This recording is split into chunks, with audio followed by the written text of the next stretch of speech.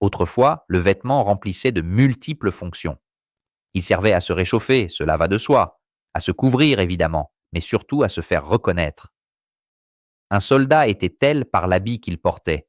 Le courage, l'épée, la discipline ne suffisaient pas. Il fallait que l'uniforme dise à quiconque le voyait: je suis un soldat. Ainsi, le prêtre avec sa soutane, le marchand avec son manteau de laine épaisse, le notable avec ses boutons d'argent. Chaque rôle social avait son habit, et cet habit était un langage que tous savaient lire. Mais attention, quelle que fût la condition sociale, on recherchait la beauté. Toujours. Il ne suffisait pas que le vêtement indique la fonction. Il devait aussi être beau, ou du moins tendre vers la beauté dans les limites permises par la condition de chacun. Le soldat voulait un uniforme non seulement pratique, mais digne. Le prêtre cherchait dans la simplicité de sa soutane une ligne pleine de grâce. Même le paysan, avec des moyens modestes, cousait son gilet du dimanche en pensant à la forme, à la coupe, à ce petit détail qui faisait la différence. Pourquoi? Parce que le vêtement reflétait le même principe qui inspirait les fresques des églises et les statues des places publiques.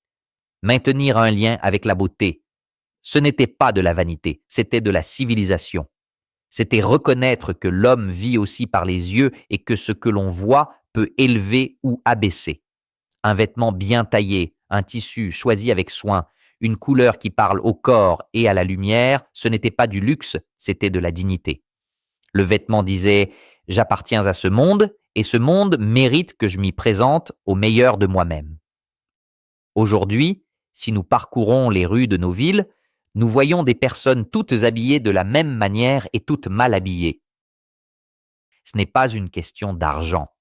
Certains dépensent des centaines d'euros pour des baskets qui semblent sorties d'un laboratoire orthopédique. D'autres achètent des sweats à capuche couverts d'inscriptions incompréhensibles, des t-shirts informes qui cachent le corps au lieu de le mettre en valeur, des pantalons qui tombent sans forme ni intention.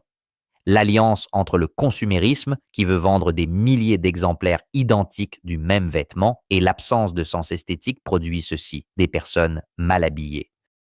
Le consumérisme a besoin d'uniformité. Il a besoin que tous achètent la même chose, car produire en série coûte moins cher et rapporte davantage.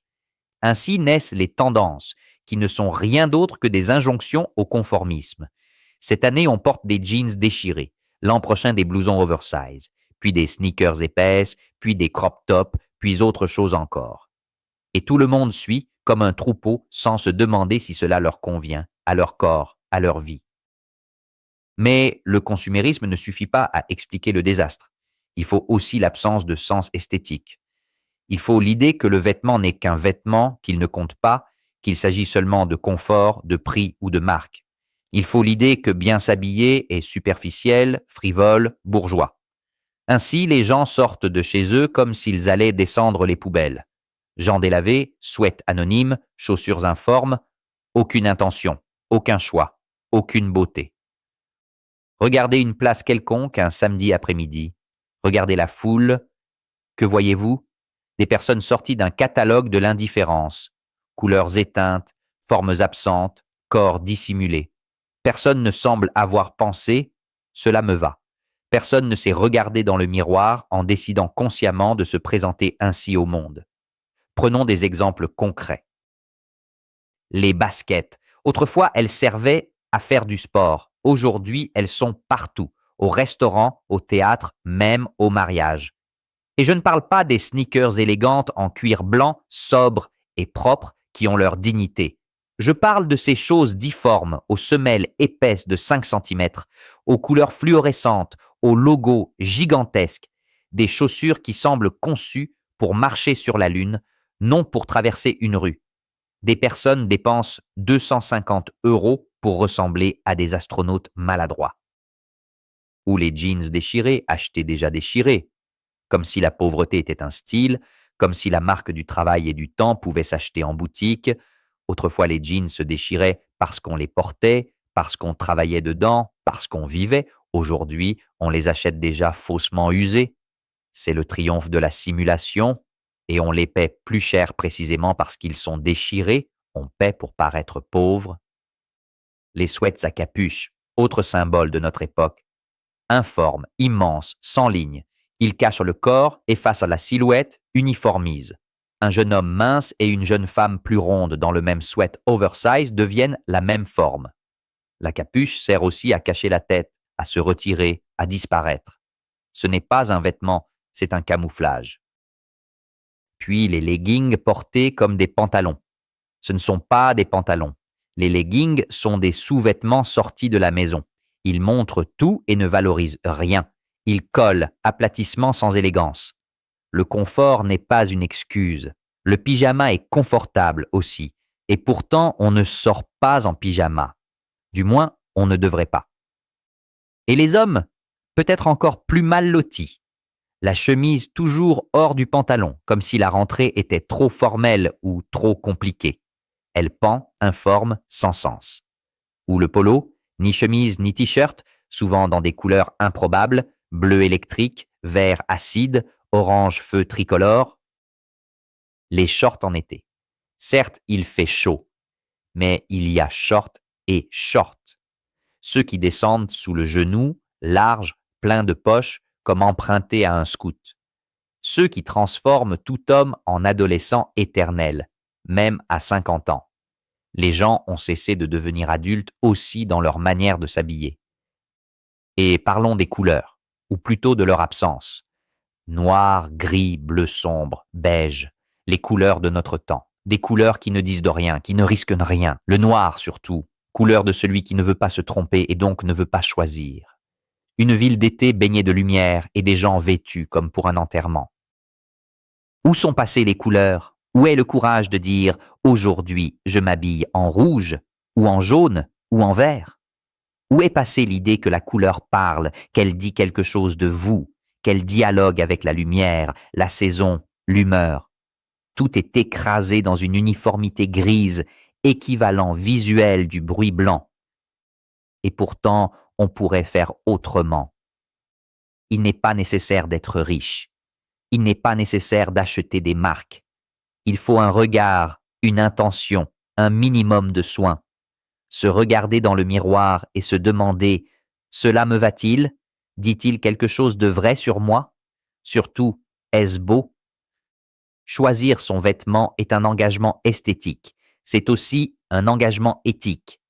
Éthique envers ceux qui vous regardent. Car oui, les autres vous regardent. Vous occupez un espace dans leur champ visuel. Et cet espace peut être rempli de beauté ou de négligence, de présence ou d'absence.